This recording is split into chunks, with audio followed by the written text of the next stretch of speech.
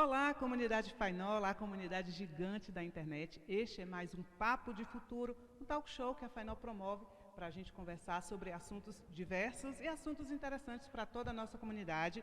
Hoje nós estamos aqui com o professor mestre Marlon Caires Pamponetti, que é do colegiado dos cursos de Engenharia Elétrica e de Computação. Como vai, professor? Tudo bem? Pode pegar seu microfone? Tudo bem, prazer estar aqui participando dessa ação da Fainó. Vocês estão de parabéns. A gente fica muito feliz com a sua presença aqui também, professor. O professor Marlon é mestre em Ciências Ambientais, com uma dissertação que abordou os impactos ambientais e o desempenho energético de uma usina solar fotovoltaica de larga escala. Ok, é um nome grande, mas a gente vai falar sobre isso tudo hoje e você vai entender a importância deste projeto. Com este mesmo tema, ele acaba de publicar um artigo nas memórias da 8ª Conferência Internacional sobre Avaliação do Ciclo de Vida da América Latina, promovida pela Rede Ibero-Americana de Ciclo de Vida. Como é que foi essa experiência, professor?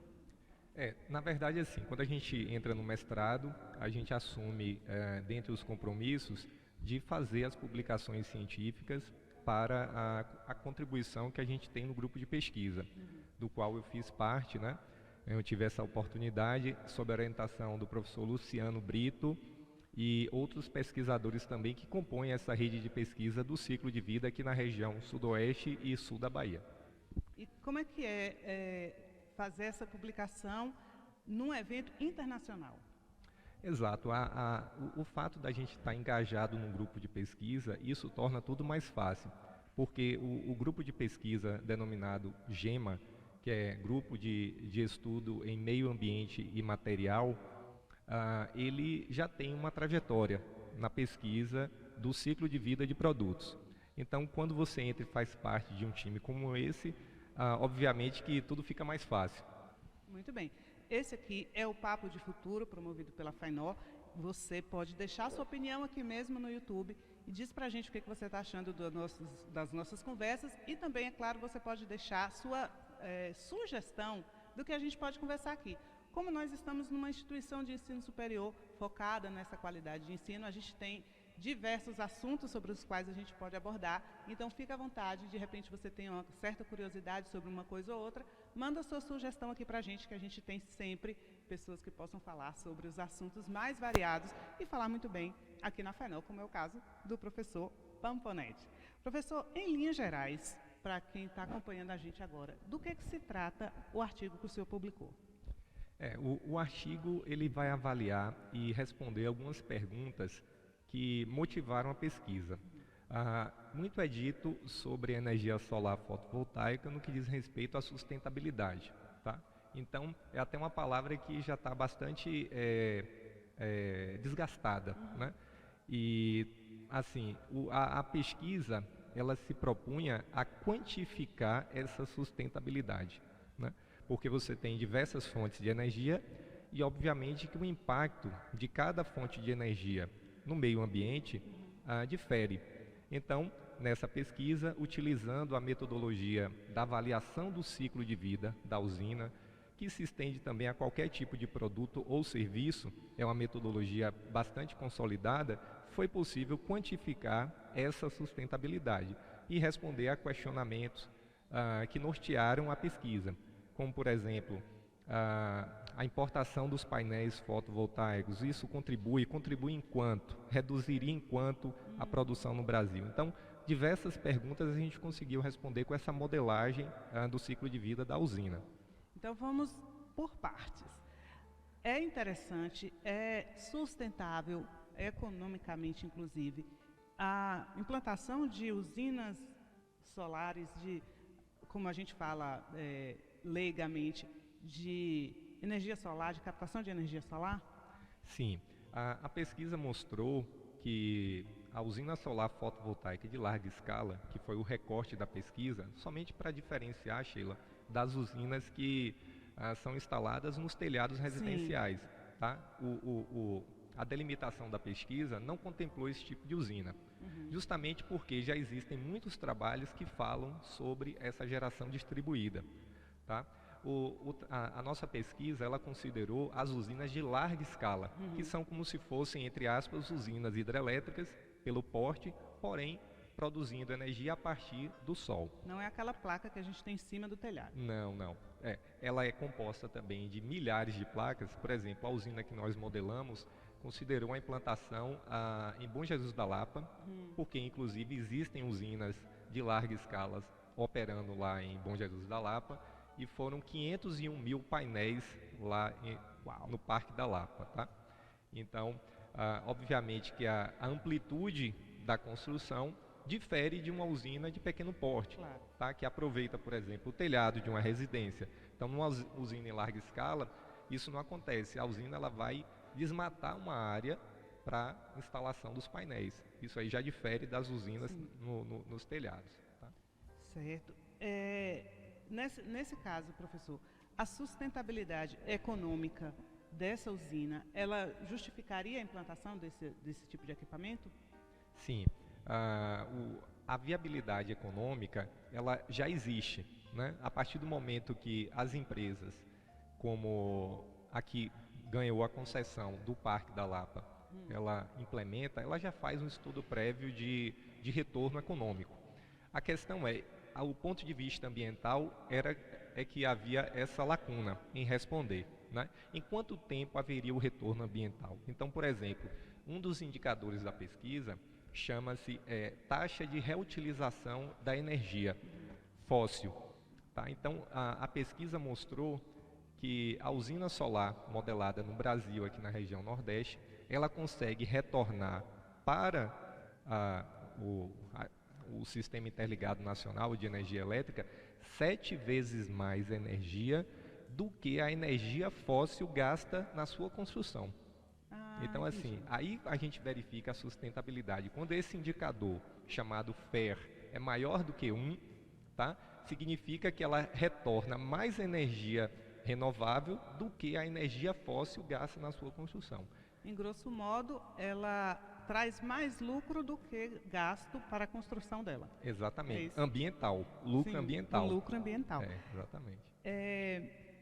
A gente tem alguma perspectiva de como a gente pode ver os benefícios desse tipo de equipamento na vida prática do país ou na vida prática, de repente, do cidadão comum? Como é que a gente pode visualizar isso? Perfeito. O Sistema Interligado Nacional, que compõe todas as fontes de geração e convergem para essas linhas de transmissão, tem uma parcela de contribuição de energia solar, de energia eólica, de energia hidrelétrica. E o que a gente observa? Ao longo dos anos, a contribuição da energia solar vem aumentando. Então, por exemplo, o que já foi desprezível, né, há 10 anos atrás, hoje a gente já consegue, já é uma fatia pequena, porque ainda está em processo de expansão, mas, por exemplo, a planta instalada no Brasil hoje já equivale a uma usina de Itaipu. Então, isso já é representativo. Já é uma coisa grande. Né? São 14 gigawatts instalados em usina solar fotovoltaica, o que equivale a uma usina de Itaipu. O senhor falou aí também sobre essa questão da construção dessa usina em larga escala, sobre a importação desse material de fora ou construí-lo aqui no Brasil mesmo. Qual foi a conclusão que o seu artigo chegou? Exato, essa era uma das perguntas norteadoras, porque havia todo um discurso ambiental de que produzir os painéis fotovoltaicos no Brasil, ao invés de se importar de outros países, né, da Ásia, da Europa, reduziria, né, a questão do impacto ambiental, ou seja, o que seria bom poderia ficar ainda melhor. E a modelagem que nós fizemos mostrou que, mantida as mesmas condições de fabricação que hoje existem na Europa, na Ásia, aqui no Brasil, né, a redução ela existe, mas ela é desprezível. Ela chega a próximo a 1% na redução dos impactos ambientais. Então, do ponto de vista ambiental, a gente pode considerar que onde o painel é produzido não vai impactar na questão do desempenho ambiental da usina, porque a vida útil de uma usina vai de 20 a 30 anos.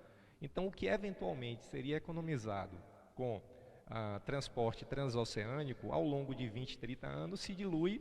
Então, do ponto de vista ambiental, aonde os painéis são produzidos é irrelevante. Então, a gente meio que desmistificou essa tese de que aonde produzir, né, se produzir no Brasil seria uma grande maravilha. Não iria mudar muita coisa. Do ponto de vista do longo prazo, não... Não impacta, exatamente. Professor, no seu artigo, o senhor cita que o Nordeste, em geral, é um bom ambiente para a implantação dessas usinas. Pensando no macro cenário, como é que essas implantações acabariam transformando o desenvolvimento da região? Excelente pergunta, Sheila. Na pesquisa, apesar dela não ter o foco do viés econômico, por já ter sido muito debatido, mas a gente acaba se apropriando de algumas informações. Então, por exemplo, a região da Lapa é uma região bastante árida, né? Faz parte do território e identidade do Velho Chico, do Rio São Francisco, toda aquela região. E são terrenos, né, que não têm assim, um aproveitamento para, por exemplo, a agricultura. Também não tem a questão de ser uma área urbana. Então, são terrenos com pouca valorização econômica. Aquela coisa que o senhor falou sobre o desmatamento também não é muito impactante lá? Assim, a retirada da cobertura vegetal, ela existe e isso é considerado na pesquisa, tá? E aí no que a gente chama de trade-off, né, o custo-benefício, né, vale a pena realmente retirar a cobertura vegetal, considerando que se aquela energia fosse produzida em outras fontes, como por exemplo a fóssil, o impacto ambiental seria maior. Então você perde um pouco na implantação da usina, mas você ganha a longo prazo, na medida em que você vai emitir menos CO2 na atmosfera por ser uma fonte de energia renovável, o sol é uma fonte inesgotável, então isso daí viabiliza, compensa a retirada da cobertura vegetal. E o que foi que a gente observou? Que os terrenos daquela região ficaram valorizados a partir, né, da possibilidade de implantação de outros parques solares. Então houve um ganho, inclusive para a região, né, no sentido de valorizar aquelas terras. E é uma questão que pode ser aplicada também em outros locais aqui da região Nordeste, em outros estados, que não a Bahia também?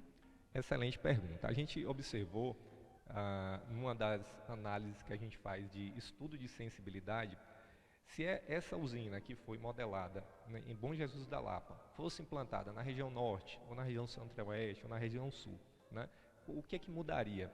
Então, essas regiões elas se diferem pelo índice de radiação solar.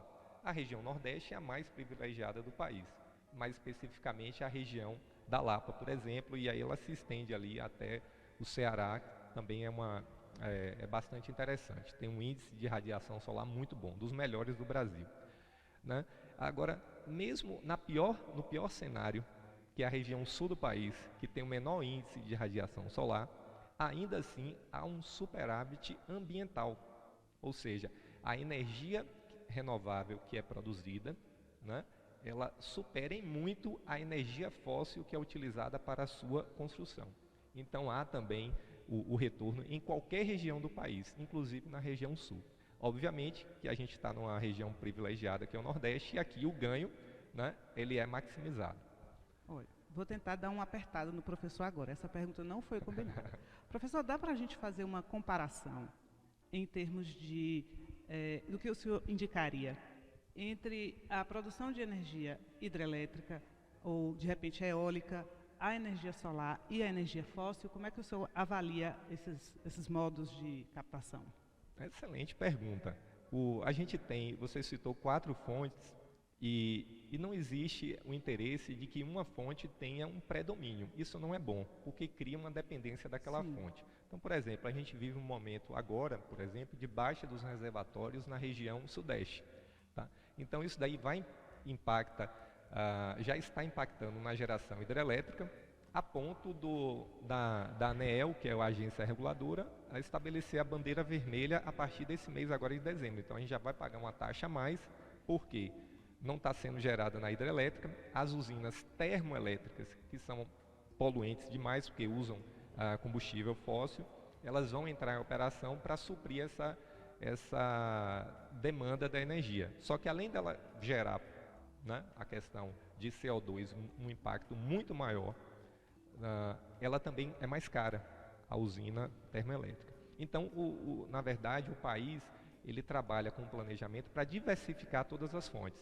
Tá? Então, quanto menos dependência de uma fonte, melhor. Então, no Brasil, de fato, a geração hidrelétrica ela chega a 70%. Tem épocas, né, que chega a 70% de tudo que é consumido vem da energia hidrelétrica. Isso é bom numa época que está sobrando os reservatórios. Porém, nas épocas de escassez, precisa que haja o suplemento. E aí a energia solar, a energia eólica, elas entram para suprir essa demanda sazonal. Tá? Diminuindo, por exemplo, a necessidade de consumir a usina hidrelétrica no que diz respeito aos reservatórios. Então, mantém-se os reservatórios mais cheios durante mais tempo, na medida em que essas fontes ganham uma participação maior. E a gente pode traduzir isso na nossa vida prática com menos possibilidades de ter que ficar sem energia elétrica, fazer como é que a gente chama, reduzindo o uso né, de toda essa economia aí. De repente, a gente pode utilizar o sol para poder manter isso aí, como o professor falou. Esse é o Papo de Futuro, aqui da FAINOR. Você pode, claro, fazer sua contribuição também e deixar aí as suas avaliações aqui no nosso YouTube. O professor Marlon falou aqui no início que, para produzir o seu artigo, teve contato com outras informações que não necessariamente a parte técnica que ele estava estudando. Professor, o senhor tem como indicar para quem está nos assistindo uma leitura que seja interessante de todo esse assunto de que a gente está conversando? Sim, se o internauta ele pesquisar sobre o tema avaliação do ciclo de vida, ele vai encontrar muita literatura disponível. Um livro que eu recomendo é do autor José Ribamar. O livro chama Análise do Ciclo de Vida de Produtos e dá uma visão geral do que é essa metodologia, porque ela se propõe a responder de forma matemática e quantificada algumas indagações. Por exemplo, existem alguns casos clássicos, né? É melhor a garrafa PET de plástico ou a garrafa de vidro do ponto de vista ambiental? Né? Outra pergunta, é melhor a gente usar um lenço de pano e lavar o lenço, consumir a água lavando o lenço ou usar lenço descartável? Né? Então são questões que a metodologia da avaliação do ciclo de vida ela consegue quantificar. Então ela vai ter uma resposta, olha, em tal país, em tal região, considerando a técnica de produção, considerando o transporte envolvido, considerando a matriz elétrica, considerando a disponibilidade de água, ela leva em consideração tudo isso e consegue dar uma resposta, né, matemática quantificada, olha, tal método, tal tecnologia é melhor do ponto de vista ambiental. E aí são assuntos que fazem parte do nosso dia a dia, né? Quem é que nunca se perguntou, por exemplo, o que é mais saudável do ponto de vista da natureza, sustentável? As fraldas descartáveis ou as fraldas de pano? Não é? A gente tem sempre muitas perguntas sobre isso. Como o professor citou, as embalagens retornáveis ou as embalagens descartáveis? E aí a gente vê a ciência trabalhando para responder essas perguntas. Professor, qual é o papel, na sua opinião, da ciência na melhoria de vida das pessoas, no desenvolvimento econômico, industrial do país, em todas essas questões que o seu artigo trabalha? Como é que o senhor vê esse papel da ciência? Perfeito. A ciência, ela, durante o mestrado, a gente estuda muito a ciência e os principais pesquisadores que revolucionaram o modo de pensar. Então a ciência ele tem esse papel de extrapolar, né, de ampliar as fronteiras do conhecimento. O que muitas vezes a gente confunde é ciência com engenharia, por exemplo. Então nem tudo que a gente rotula como ciência, de fato, à luz da lei, é ciência. Se trata apenas de uma engenharia. Né? Então quando alguém estuda um componente eletrônico e desenvolve um equipamento, isso não é ciência, isso é engenharia, é a aplicação do que já existe. A ciência é algo mais nobre, é algo que se propõe a mudar as metodologias, né? Descobrir, como por exemplo, foi descoberto anos atrás a fonte solar, então ali foi uma descoberta científica. Né? Quando Becquerel, um cientista, conseguiu produzir energia a partir da luz, aquilo dali revolucionou a ciência. E o que às vezes a gente até não sabe, que durante a pesquisa eu descobri, que o famoso cientista, já que a gente está falando de ciência, Albert Einstein, ele ganhou o prêmio Nobel não pela teoria da relatividade, o que tornou mais famoso, mas ele ganhou o prêmio Nobel porque ele explicou cientificamente como ocorria a conversão da luz em eletricidade. Então, quando Einstein fez isso, em 1920 aproximadamente, e ganhou o prêmio Nobel, o fato dele explicar cientificamente despertou o interesse das empresas para a energia solar.